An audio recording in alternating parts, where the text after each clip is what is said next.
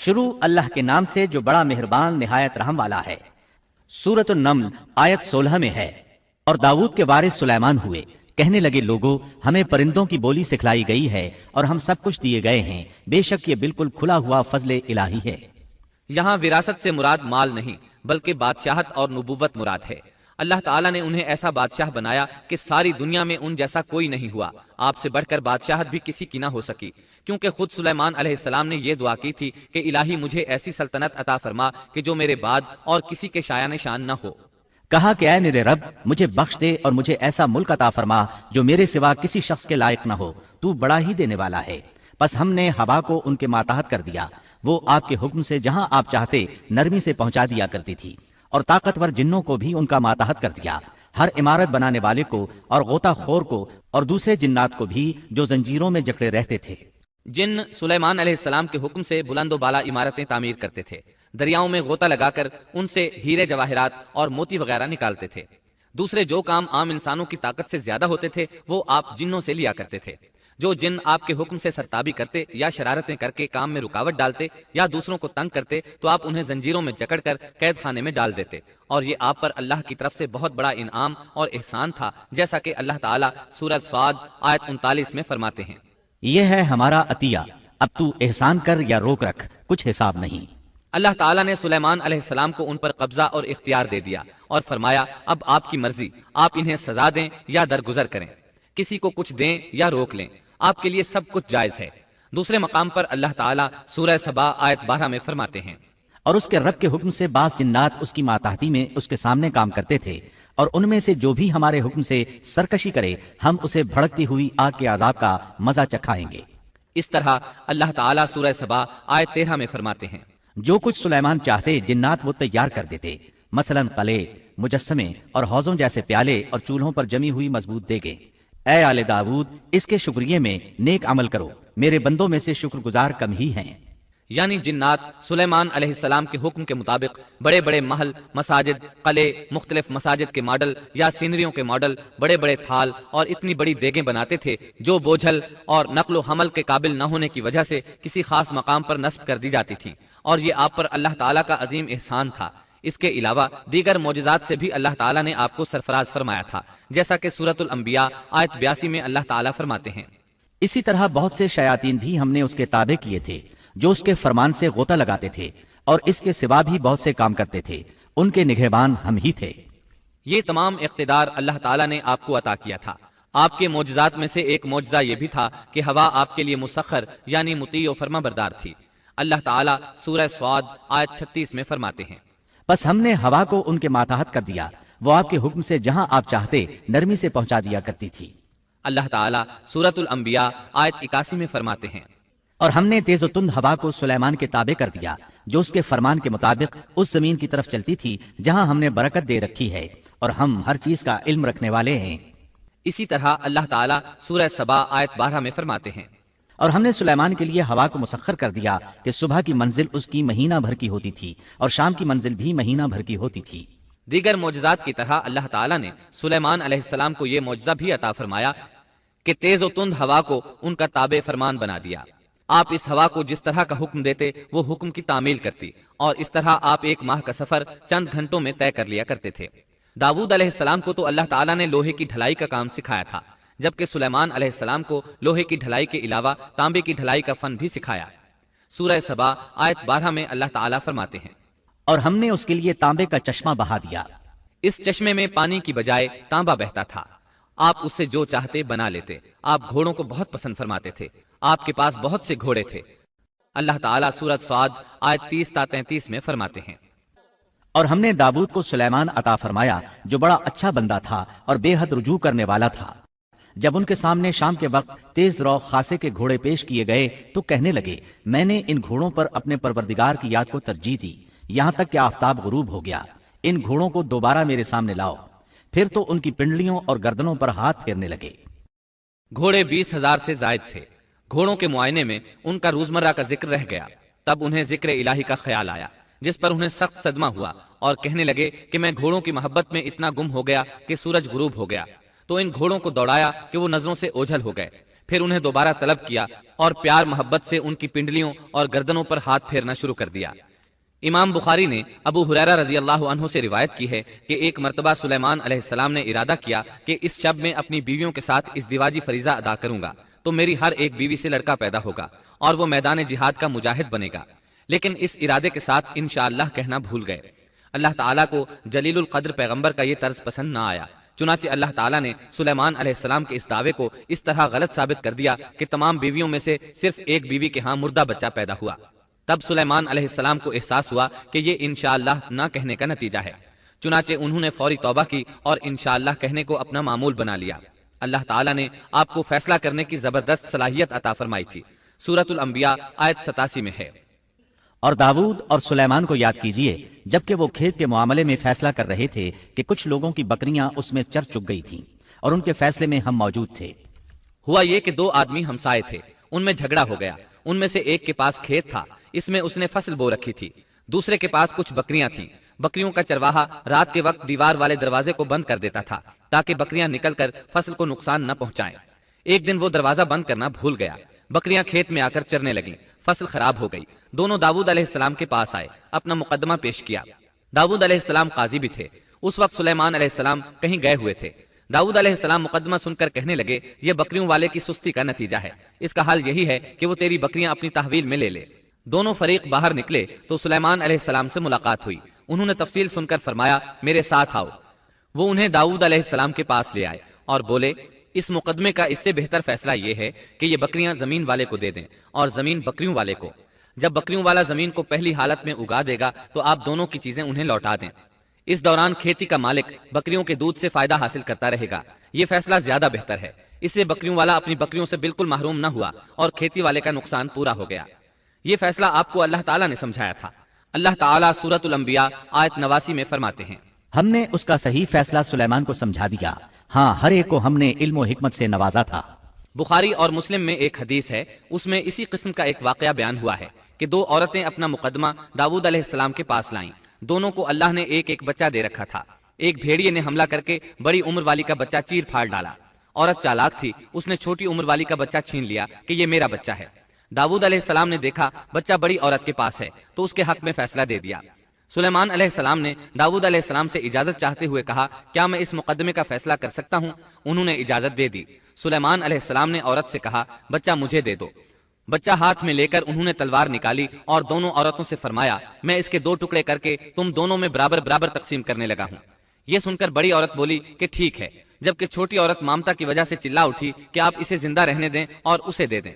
یہ سنتے ہی سلیمان علیہ السلام بول اٹھے، تو ہی اس کی ماں ہے، جس سے اپنے بچے کے ٹکڑے دیکھنا برداشت نہ ہو سکا، پھر بچہ اسے دے دیا۔ سلیمان علیہ السلام کا ایک تیسرا واقعہ قرآن میں یوں ہے، سورۃ النمل آیت 17 اور 18 میں ہے، اور سلیمان کے سامنے ان کے تمام لشکر جنات، انسان اور پرندوں میں سے جمع کیے گئے، ہر قسم الگ الگ کھڑی کر دی گئی۔ جب وہ چیونٹیوں کے میدان میں پہنچے تو ایک چیونٹی نے کہا، اے چیونٹیوں اپنے اپنے گھروں میں گھس جاؤ، ایسا نہ ہو کہ بے خبری میں سلیمان اور ان کا لشکر تمہیں رونق ڈالے۔ ان تمام لشکروں کو اکٹھا کیا گیا تھا۔ اللہ تعالیٰ نے چیونٹی کی یہ بات سلیمان علیہ السلام کو سنوا دی۔ سورہ نمل آیت 19 میں ہے، اس کی اس بات پر سلیمان مسکرا کر ہنس پڑے اور دعا کرنے لگے کہ اے پروردگار، تو مجھے توفیق دے کہ میں تیری ان نعمتوں کا شکر بجا لاؤں جو تو نے مجھ پر انعام کی ہیں، اور میں ایسے نیک اعمال کرتا رہوں جن سے تو خوش رہے، اور مجھے اپنی رحمت سے نیک بندوں میں شامل فرما۔ آپ کا ایک واقعہ ملکہ بلقیس کے ساتھ پیش آیا۔ سورہ نمل آیت 20 تا 25 میں ہے، آپ نے پرندوں کی دیکھ بھال کی اور فرمانے لگے، کیا بات ہے کہ ہدہد نظر نہیں آ رہا؟ کیا وہ واقعی غیر حاضر ہے؟ یقیناً میں اسے سخت سزا دوں گا یا اسے ذبح کر ڈالوں گا، یا وہ میرے سامنے کوئی معقول وجہ بیان کرے۔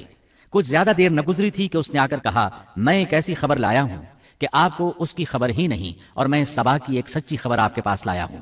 میں نے دیکھا ہے کہ ان کی بادشاہ ایک عورت ہے جسے ہر قسم کی چیز سے کچھ نہ کچھ دیا گیا ہے، اور اس کا تخت بھی بڑا عظیم ہے۔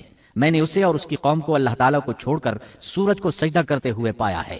شیطان نے ان کے کام مزین کر کے انہیں دکھلا کر سیدھے راستے سے ہٹا دیا ہے، پس وہ ہدایت پر نہیں آتے کہ اسی اللہ کو سجدہ کریں جو آسمانوں اور زمینوں کی پوشیدہ چیزوں کو باہر نکالتا ہے، اور جو کچھ تم چھپاتے اور ظاہر کرتے ہو وہ سب کچھ جانتا ہے۔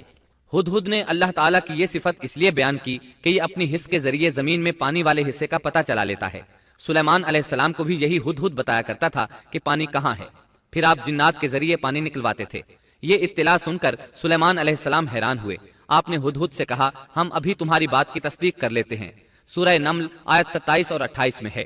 سلیمان نے کہا، اب ہم دیکھیں گے کہ تو نے سچ کہا ہے یا تو جھوٹا ہے۔ میرے اس خط کو لے جا کر انہیں دے دے، پھر ان کے پاس سے ہٹ آ اور دیکھ کہ وہ کیا جواب دیتے ہیں۔ آپ نے ایک خط لکھ کر اسے دیا۔ ہدہد وہ خط لے کر ملکہ بلقیس کے محل پہنچا۔ خط اس کے سامنے گرا کر خود دیوار پر جا بیٹھا۔ خط دیکھ کر ملکہ بلقیس نے کہا، وہ کہنے لگی، اے سردارو، میری طرف ایک باوقت خط ڈالا گیا ہے جو سلیمان کی طرف سے ہے، اور جو بخشش کرنے والے مہربان اللہ کے نام سے شروع ہے، یہ کہ تم میرے سامنے سرکشی نہ کرو اور مسلمان بن کر میرے پاس آ جاؤ۔ اس نے کہا، اے میرے سردارو، تم میرے اس معاملے میں مجھے مشورہ دو۔ میں کسی امر کا قطعی فیصلہ جب تک تمہاری موجودگی اور رائے نہ ہو نہیں کیا کرتی۔ ان سب نے جواب دیا کہ ہم طاقت اور قوت والے، سخت لڑنے بھیڑنے والے ہیں، آگے آپ کو اختیار ہے، آپ خود ہی سوچ لیجئے کہ ہمیں آپ کیا کچھ حکم فرماتی ہیں۔ اس نے کہا کہ بادشاہ جب کسی بستی میں گھستے ہیں تو اسے اجاڑ دیتے ہیں اور وہاں کے باعزت لوگوں کو ذلیل کر دیتے ہیں، اور یہ لوگ بھی ایسا ہی کریں گے۔ میں انہیں ایک ہدیہ بھیجنے والی ہوں، پھر دیکھ لوں گی کہ قاصد کیا جواب لے کر لوٹتے ہیں۔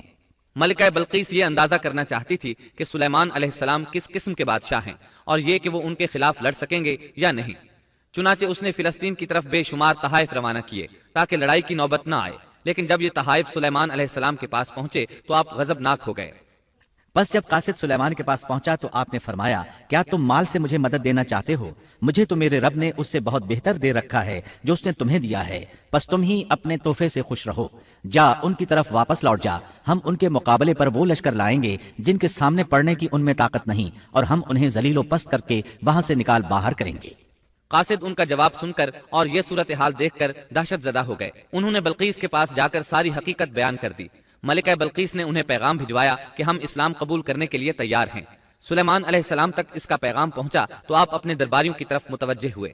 آپ نے فرمایا، اے سردارو، تم میں سے کوئی ہے جو ان کے مسلمان ہو کر پہنچنے سے پہلے ہی اس کا تخت مجھے لا دے؟ ایک قوی ہیکل جن کہنے لگا، آپ اپنی مجلس سے اٹھیں، اس سے پہلے میں اسے آپ کے پاس لا دیتا ہوں۔ یقین مانیے کہ میں اس پر قادر ہوں اور ہوں بھی امانت دار۔ جس کے پاس کتاب کا علم تھا وہ بول اٹھا کہ آپ پلک جھپکائیں، اس سے بھی پہلے میں اسے آپ کے پاس پہنچا سکتا ہوں۔ جب آپ نے اسے اپنے پاس موجود پایا تو فرمانے لگے، یہی میرے رب کا فضل ہے تاکہ وہ مجھے آزمائے کہ میں شکر گزاری کرتا ہوں یا ناشکری۔ شکر گزار اپنے ہی نفع کے لیے شکر گزاری کرتا ہے، اور جو ناشکری کرے تو میرا پروردگار بے پرواہ اور کرم کرنے والا ہے۔ حکم دیا کہ اس کے تخت کی صورت بدل دو تاکہ معلوم ہو جائے کہ یہ راہ پا لیتی ہے یا ان میں سے ہوتی ہے جو راہ نہیں پاتے۔ تخت لانے والے آدمی کے متعلق جو یہ آیا ہے کہ اس کے پاس کتاب کا علم تھا، تو مفسرین کا اس کے بارے میں اختلاف ہے کہ وہ کون تھا۔ قرآن کریم کے الفاظ سے جو معلوم ہوتا ہے وہ اتنا ہی ہے کہ وہ کوئی انسان ہی تھا جس کے پاس کتاب الہی کا علم تھا۔ اللہ تعالیٰ نے کرامت اور اعجاز کے طور پر اسے یہ قدرت دے رکھی تھی کہ پلک جھپکتے وہ تخت لے آیا۔ پھر سلیمان علیہ السلام نے تخت میں تبدیلی کا حکم دیا۔ تخت میں تبدیلی کا حکم سن کر اس میں سے ہیرے جواہر نکال دیے گئے اور دوسری جگہوں پر لگا دیے گئے۔ سورہ نمل آیت 42 اور 43 میں ہے۔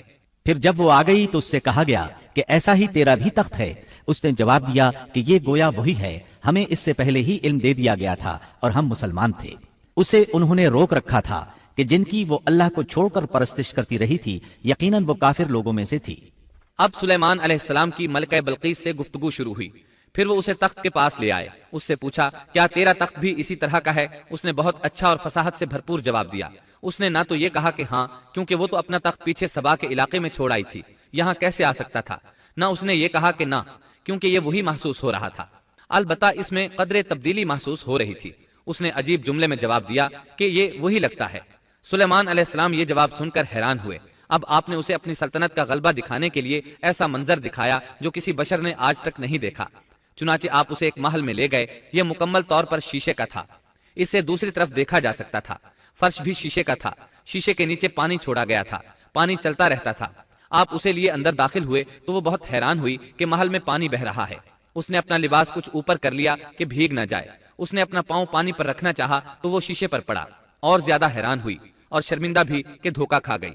اور یہ سب کچھ جنات کے ذریعے تیار کرایا گیا تھا۔ سورہ نمل آیت 44 میں اللہ تعالیٰ فرماتے ہیں، اس سے کہا گیا کہ محل میں چلی چلو، جسے دیکھ کر یہ سمجھ کر کہ یہ حوض ہے، اس نے اپنی پنڈلیاں کھول دی۔ سلیمان نے کہا، یہ ایسا محل ہے جس میں نیچے بھی شیشے جڑے ہوئے ہیں۔ کہنے لگی، میرے پروردگار، میں نے اپنی جان پر ظلم کیا، اب میں سلیمان کے ساتھ اللہ رب العالمین کی مطیع اور فرمانبردار بنتی ہوں۔ یہ عظیم سلطنت دیکھ کر وہ جان گئی کہ سلیمان علیہ السلام صرف بادشاہ ہی نہیں نبی بھی ہیں، چنانچہ اس نے فوراً ایمان قبول کر لیا۔ سلیمان علیہ السلام کا سب سے بڑا کارنامہ یہ ہے کہ آپ نے مسجد اقصی تعمیر کروائی۔ اس کی پہلی تعمیر یعقوب علیہ السلام نے کرائی تھی۔ صحیح حدیث میں ہے کہ رسول اللہ صلی اللہ علیہ وسلم سے پوچھا گیا زمین میں کون سی مسجد سب سے پہلے تعمیر کی گئی؟ آپ نے فرمایا مسجد حرام یعنی مکہ معظمہ والی مسجد۔ پھر آپ سے پوچھا گیا کہ اس کے بعد کون سی مسجد زمین میں بنائی گئی؟ آپ نے جواب دیا مسجد اقصی۔ جب بخت نصر نے قدس پر قبضہ جما لیا تو اس نے مسجد اقصی ڈھا دی، لیکن پھر سلیمان علیہ السلام کو اللہ تعالیٰ نے بادشاہت عطا کی تو انہوں نے از سر نو تعمیر کا کام شروع کرایا۔ اس کے ساتھ ہی انہوں نے ہیکل سلیمانی بھی تعمیر کروایا۔ یہود آج تک اس کو مقدس سمجھتے ہیں۔ یہ مسجد اقصی کے بالکل قریب ہے۔ مسجد اقصی کی فضیلت میں بہت سی روایات ملتی ہیں، جیسا کہ رسول اللہ صلی اللہ علیہ وسلم کا ارشاد ہے مسجد حرام میں ایک نماز کا ثواب 1,00,000 نمازوں کے برابر ہے، مسجد نبوی میں ایک نماز کا ثواب 1,000 نماز کے برابر ہے، اور مسجد اقصی میں 500 نمازوں کے برابر ثواب ملتا ہے۔ مسند احمد میں عبداللہ بن عمرو بن عاص رضی اللہ عنہما سے روایت ہے کہ رسول اللہ صلی اللہ علیہ وسلم نے فرمایا جب سلیمان علیہ السلام نے بیت المقدس کو تعمیر کیا تو اللہ تعالیٰ سے 3 دعائیں مانگی، ان میں سے اللہ تعالیٰ نے 2 قبول فرمائیں اور ایک کے بارے میں ہم امید رکھتے ہیں کہ وہ ہمیں ملے گی۔ انہوں نے پہلا سوال یہ کیا کہ مجھے ایسی حکومت دے جو تیری حکومت کے موافق ہو، یعنی عدل و انصاف کی فراوانی ہو اور کسی پر ظلم و زیادتی نہ ہو۔ اللہ نے یہ دعا قبول فرمائی۔ دوسرا سوال یہ کیا مجھے ایسا ملک عطا فرما جو میرے سوا کسی شخص کے لائق نہ ہو۔ اللہ تعالیٰ نے یہ دعا بھی قبول فرما لی۔ تیسرا سوال یہ کیا کہ جو شخص بھی گھر سے نکلے اور وہ مسجد اقصی میں نماز پڑھنے کا ارادہ رکھتا ہو تو وہ اپنے گناہوں سے اس طرح نکل جائے جس طرح کے پیدائش کے دن تھا۔ اس تیسرے سوال کے متعلق رسول اللہ صلی اللہ علیہ وسلم نے فرمایا امید ہے یہ دعا اللہ نے ہمارے لیے رکھ لی ہو۔ اللہ تعالیٰ نے انہیں اس قدر طاقت اور قدرت عطا فرمائی تھی، لیکن اس کے باوجود آپ بشر تھے اور موت ہر بشر کو پہنچ کر رہتی ہے۔ انسان جس قدر بھی قدرت حاصل کر لے، جتنا بھی غلبہ پالے، جتنی بھی عظمت حاصل کر لے، لیکن موت سے نہیں بچ سکتا۔ اللہ تعالیٰ نے تو نبی کریم صلی اللہ علیہ وسلم کے متعلق فرمایا ہے، سورۃ الزمر آیت 30 میں ہے، بے شک خود آپ کو بھی موت کا مزہ چکھنا ہے اور یہ سب بھی مرنے والے ہیں۔ اللہ تعالیٰ نے چاہا کہ سلیمان علیہ السلام کی موت سے بھی لوگوں کو عبرت ہو اور نشانیاں ظاہر ہوں، کیونکہ اس دور میں لوگ جنات کے فتنے میں مبتلا تھے۔ یہ خیال کرتے تھے کہ جنات کو غیب کا علم ہے۔ اللہ تعالیٰ نے چاہا کہ لوگوں کو سلیمان علیہ السلام کی موت کے ذریعے بتائیں کہ جنات کو علم غیب نہیں ہے۔ ایک دن سلیمان علیہ السلام نے جنات کو سختی کے ساتھ مسخر کیا اور وہ آپ کے سامنے کام کرنے لگے۔ آپ ان کی نگرانی کرتے رہتے۔ جنات کے دلوں میں آپ کا بہت خوف تھا۔ آپ انہیں سستی کرنے پر سخت سزا دیتے تھے۔ آپ کھڑے ان کی نگرانی کر رہے تھے۔ اس وقت آپ کی عمر 150 سال تھی۔ جنات بیت المقدس کی تعمیر میں مصروف تھے۔ ایسے میں آپ نے اپنا عصا پکڑا اور اس پر اپنی ہتھیلیاں ٹکا دیں، پھر ہتھیلیوں پر اپنا سر رکھ دیا۔ اس طرح ان کی نگرانی کرتے رہے۔ اسی حالت میں اللہ تعالیٰ نے آپ کی روح قبض کر لی، تاہم آپ کی آنکھیں کھلی رہیں۔ ادھر جن مسلسل کام میں لگے رہے۔ وہ یہی خیال کرتے رہے کہ سلیمان علیہ السلام زندہ ہیں اور انہیں دیکھ رہے ہیں۔ آپ کا خلیفہ آیا تو وہ جان گیا آپ انتقال کر گئے ہیں، لیکن اس نے بھی جنات پر یہ بات ظاہر نہ کی۔ اس طرح 2 سال گزر گئے۔ جن اس قدر سخت نگرانی پر حیران تھے۔ وہ دیکھ رہے تھے کہ 2 سال سے سلیمان علیہ السلام نے حرکت تک نہیں کی، پلک تک نہیں جھپکی۔ ادھر اللہ تعالیٰ نے دیمک کو سلیمان علیہ السلام کے عصا پر مسلط کر دیا۔ وہ اندر اندر لاٹھی کو کھوکھلا کرتی رہی۔ آخر لاٹھی ٹوٹ گئی۔ سلیمان علیہ السلام زمین پر گر گئے۔ اس وقت جنات کو پتا چلا کہ انہیں فوت ہوئے تو عرصہ دراز ہو چکا ہے۔ تب انسانوں کو بھی معلوم ہو گیا کہ جنات کو غیب کا علم نہیں ہے۔ اللہ تعالیٰ سورہ سبا آیت 14 میں فرماتے ہیں، پھر جب ہم نے ان پر موت کا حکم بھیج دیا تو ان کی خبر جنات کو کسی نے نہ دی سوائے گھن کے کیڑے کے جو ان کے عصا کو کھا رہا تھا۔ بس جب سلیمان گر پڑے تو اس وقت جنات نے جان لیا کہ اگر وہ غیب دان ہوتے تو اس ذلت کے عذاب میں مبتلا نہ رہتے۔ اس طرح اللہ تعالیٰ نے لوگوں کو مطلع کر دیا کہ جنات بھی مخلوق ہیں، غیب دان نہیں۔ اللہ تعالیٰ ہی ان پر قادر ہے۔ اور اسی کے ساتھ سلیمان علیہ السلام کا قصہ اپنے اختتام